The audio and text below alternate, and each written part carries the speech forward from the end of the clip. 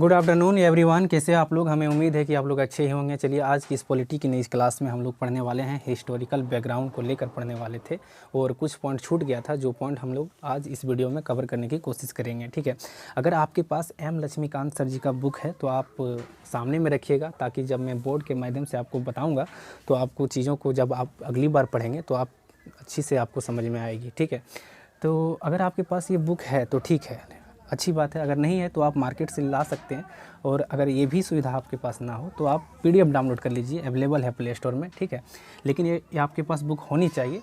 और चलिए, तो आगे हम लोग बुक आप ले आइएगा मार्केट से या फिर पीडीएफ डाउनलोड कर लीजिए। तो हम लोग जो हिस्टोरिकल बैकग्राउंड पढ़ते हैं तो कई सारे बच्चों का मन में डाउट हो गया कि सर, आप जो इस पॉलिटी की नई सीरीज़ में आप हिस्टोरिकल बैकग्राउंड पढ़ा रहे हैं, क्यों पढ़ें इसे? हम तो हम हिस्ट्री की बुक में भी पढ़ सकते थे, तो इस पॉलिटी की नई सीरीज़ में हमें हिस्ट्री क्यों पढ़ाया जा रहा है?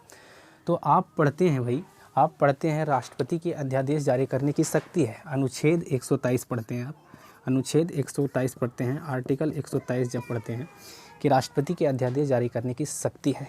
ये एक्ट वगैरह जो आप पढ़ते हैं, जो प्रावधान आप पढ़ते हैं, मौलिक कर्तव्यों का हनन, राष्ट्रपति की शक्तियाँ, मंत्रिमंडल की व्यवस्था, पोर्टफोलियो सिस्टम, संसदीय प्रणाली, ये जो आप पढ़ते हैं ये क्यों रखा गया है, इन चीज़ों को क्यों पढ़नी चाहिए, आज हम लोग इसे कवर करेंगे। ठीक है, जब आप इन चीज़ों को जब पढ़ेंगे, इन चीज़ों को क्यों रखा गया है, तब जाके धीरे धीरे आप भारत की संविधान को आपको समझ में आएगी। क्योंकि भारत की संविधान समझने के लिए सबसे पहले आपको हिस्ट्री पढ़ना, पॉलिटी की इस नई सीरीज़ में आपको हिस्टोरिकल बैकग्राउंड पहले पढ़ना होगा, तब जाके आप भारत की संविधान कैसे बना ये समझ में आ जाएगा। ठीक है, लेकिन उससे पहले हम 2 क्लास में हम आपको जो बताएं वो फिर से एक बार रिवीजन करवा देते हैं 5 मिनट के अंदर। ठीक है, हम लोग क्या पढ़ाए थे? सबसे पहले हमने उद्देशिका स्टार्ट किया था, प्रस्तावना में क्या था, हमने क्या पढ़ाया था आपको?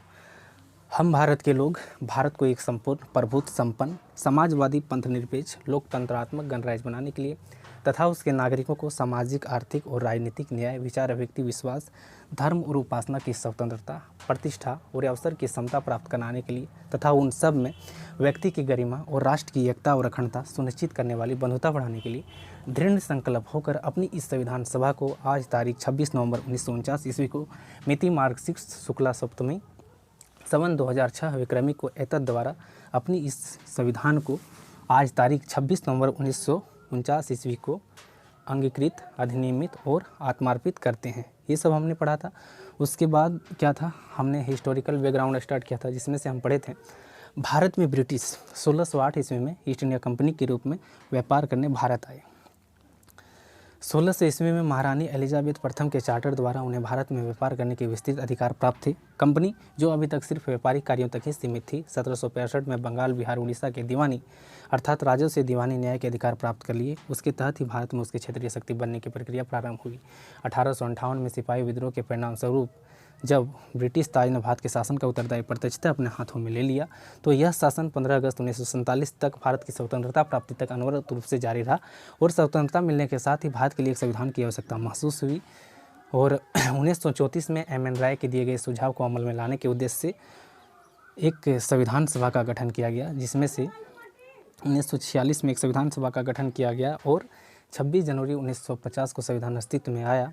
यद्यपि संविधान और राज्य व्यवस्था की अनेक विशेषताएं ब्रिटिश शासन से ग्रहण की गई थी, तथापि ब्रिटिश शासन में कुछ घटनाएं ऐसी थी जिनके कारण ब्रिटिश शासित भारत में सरकार और प्रशासन की विधिक रूपरेखा निर्मित की गई। इन घटनाओं ने हमारे संविधान और राजतंत्र पर गहरा प्रभाव छोड़ा। इन घटनाओं का क्रमवार ब्यौरा समझने के लिए हमें निम्नानुसार है। पहली बार क्या था, पहला पॉइंट जो हमने लिखा था वो था कंपनी का शासन, दूसरा क्या था, ताज का शासन। यहाँ तक हम लोग कवर कर लिए थे, जिसमें से हम लोग कंपनी का शासन पढ़ चुके थे।